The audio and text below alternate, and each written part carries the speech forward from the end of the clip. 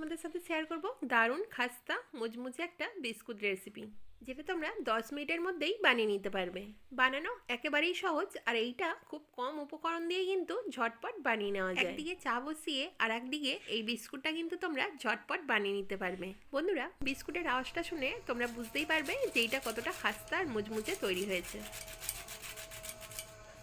আমার সকল বন্ধুদের কাছে রিকোয়েস্ট রইল ভিডিওটা স্কিপ না করে পুরো ভিডিওটা দেখুন। আর আমার এই দারুণ দারুণ রেসিপিগুলোর আপডেট পাওয়ার জন্য আমার চ্যানেলটা সাবস্ক্রাইব করে পাশে থাকা বেল আইকনটা ক্লিক করে অল নোটিফিকেশন অন করে দিও, যাতে যখনই আমি এই নিত্য নতুন রেসিপিগুলো আপলোড করব তখনই তোমরা আমার এই রেসিপিগুলোর আপডেট পেয়ে যাবে। তাহলে রেসিপিটা আমরা দেখে নিই।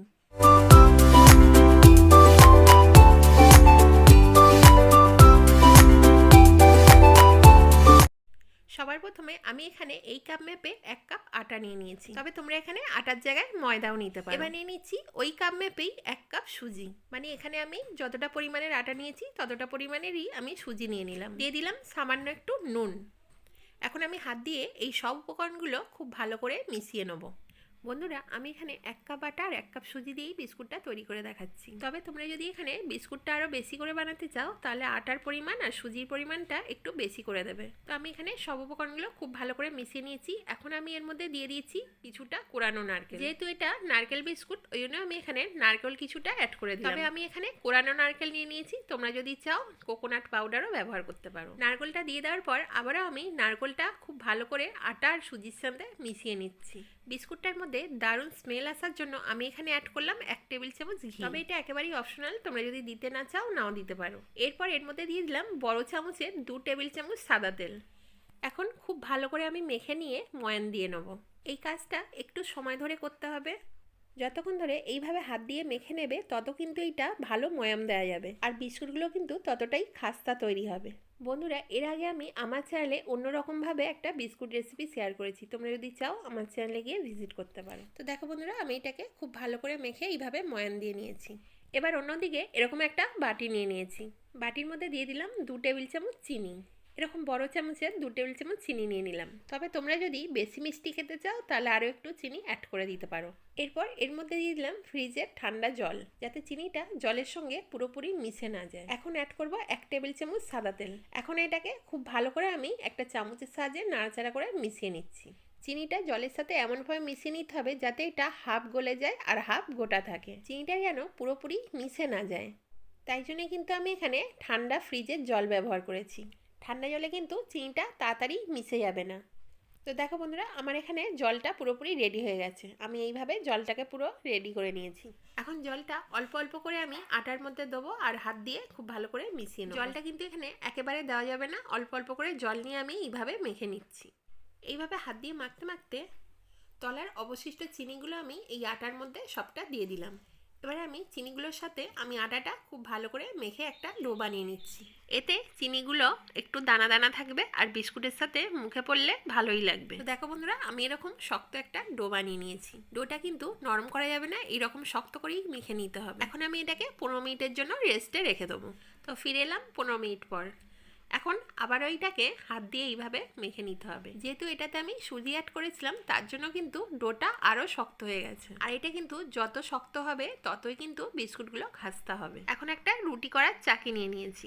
এখন চাকির মধ্যে সব ডোটা এইভাবে রেখে এরকম হাত দিয়ে দিয়ে এইভাবে লম্বা করে নেব। তো দেখো বন্ধুরা, এইভাবে হাত দিয়ে ঘোরাতে ঘোরাতে এইভাবে আমি একটা লম্বা ডো বানিয়ে নিয়েছি। এখন এটাকে আরও একটু হাত দিয়ে এইভাবে চেপে চেপে লম্বা করে নেব। ঠিক এইভাবে আমি হাত দিয়ে দিয়ে আস্তে আস্তে এইভাবে করে নেব। তো দেখতে পাচ্ছ বন্ধুরা, আমি হালকা হাতে এইভাবে ঘুরিয়ে ঘুরিয়ে আস্তে আস্তে এরকম লম্বা করে নিচ্ছি। এটা কিন্তু খুবই ইজি একটা রেসিপি, খুব সহজভাবেই তোমরা এটা বাড়িতে বানিয়ে নিতে পারবে। এখন আমি একটা ছুরি নিয়ে নিয়েছি, এই ছুরি দিয়ে পিস পিস করে এইভাবে কেটে নেব। তো এইভাবে আমি পিস করে কেটে নিলাম। এখন হাত দিয়ে একটু আমি ঠিক করে নিচ্ছি। তো এইভাবে সব বিস্কুটগুলোকে আমি এইরকম পিস পিস করে ছুরি দিয়ে কেটে নেবো। তো আমি এখানে খুব ইজি প্রসেসে বিস্কুটগুলো সব তৈরি করে নিই। তোমরা যদি চাও ছুরি দিয়ে এইভাবে না কেটে হাত দিয়ে যে কোনো শেপ দিয়েও কিন্তু বিস্কুটগুলো তৈরি করে নিতে পারো। তবে এই প্রসেসে তৈরি করলে সময়টা খুব কমই লাগে। তো তো আমি এখানে সব বিস্কুটগুলো এইভাবে কেটে নিয়েছি। তো দেখতে পাচ্ছ শেপগুলো আমার কতটা সুন্দর দেখতে লাগছে। এখন আমি সব বিস্কুটের টুকরোগুলোকে এইভাবে আস্তে আস্তে একটা প্লেটের মধ্যে তুলে নিচ্ছি। বন্ধুরা, এই বিস্কুটগুলো কিন্তু একবার বানিয়ে তোমরা 1 বছর ধরে স্টোর করে রেখে দিতে পারো। তো বিস্কুটগুলোকে আমি এইভাবে একটা একটা করে সবগুলো প্লেটের মধ্যে তুলে নিলাম। এখন গ্যাসের মধ্যে একটা কড়া বসিয়ে দিয়েছি। কড়াতে আমি কিছুটা সাদা তেল দিয়ে দিলাম।